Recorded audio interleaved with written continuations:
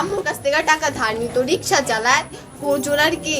তো আম্মুর বলতো যে আপনি আমার কয়েকটা টাকা ধার দেন, যে এই নেই বাসায় যে পার হয়ে অনেকটা দূরে।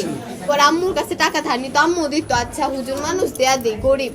পরে দিছে, আজকেও মেবি টাকা নিতে আইসি। পরে পানি না, আমাদের বাসায় সকাল থেকে কারেন্ট নেই, পানিও নাই। পরে বলতেছে তাহলে আমি আপনাদের পানি এনে দিই। পরে পানি এনে দিছে কলস টলস। পরে আমার সাথেও আজকে, মিথ্যা কথা বলতাম না, আমার সাথে আজকে একটা খারাপ টাচ আমিও পাইছি।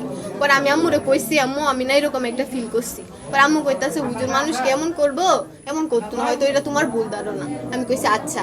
পরে আমি বের হইছি, আমার প্রাইভেটের এটা দরকারে আমি বের হইছি। আম্মু কইছে আম্মু তুমি সাবধানে আইসা বইরো। আমি কইছি আচ্ছা।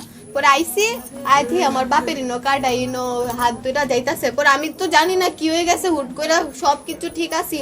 পরে আমার বাপ কইতাছে তোর বাইরে কুবাইছে, ফালায় কুবাইছে। আমার বাপ দেখছে না যে খাটের তোলো লাশটা, আগে আমার মারই কিচ্ছু করছে। পরে আমার বাইরে মারছে, পরে আমার বাপরেও মারছে। যে মারা গেছে তার স্বামী, উনি যখন আইসে ওরে ধরছে, কালারের মাঝে ধরছে, কালারের মাঝে ধরে পরে কইছে কে কে কেনা কই আসো, চিল্লা একান্ত ডাকতেছে। পরে এলাকার মানুষজন আইসে, আইসে পরে তার উপরে একটা রশি আছে দেখেছিলেন, ওই রশিতে তারা বান্ধা রাখছিল।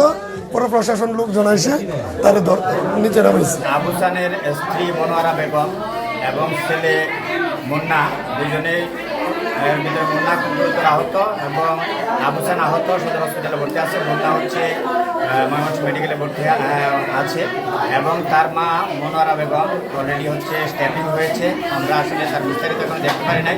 আমাদের ফরেন্সিক টিম সিআইডি আসতেছে এবং পিবিআই আসতেছে। তাদেরকে ফরেন্সিক করার পরে আমাদের যে কিছু একটু আলামত সংগ্রহের বিষয় আছে, সেই আলামত সংগ্রহ করে আমরা বিস্তারিত জানতে হবে। তাকে স্ট্যাপিং করা হয়েছে নাকি ছুরি দিয়ে কোপানো হয়েছে এটা জানতে পারবো। তো অলরেডি আমরা সেখানে ক্রাইম সিনটাকে আসলে প্রিজার্ভ করতে চেষ্টা করছি। আর যে কালপ্রিট আসলে এটা ঘটিয়েছে অলরেডি আমরা তাকে ধৃত করেছি, আমাদের হেফাজতে আছে।